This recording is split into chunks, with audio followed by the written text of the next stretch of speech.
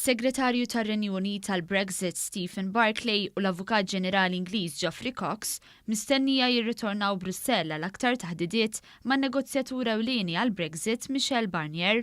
Din l-aħbar ġiet fl-istess jum li fih il-Ministru Malti għall-Affarijiet Barranin Carmelo Abela għalli Malta qed tappoġġja l-isforzi tal-Irlanda biex ikun hemm ftehim dwar il-fruntieri bħala parti min-negozjati Brexit.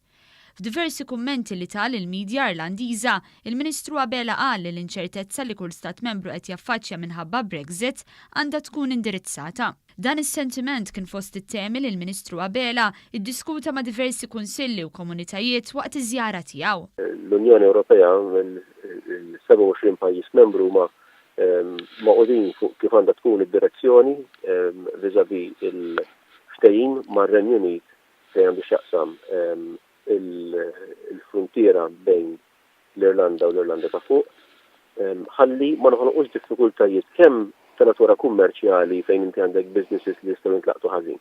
Però wkoll għall-aspett ta' sigurtà li naturalment għal b'dawn l-inħawi għadha b'saħħitha ħafna.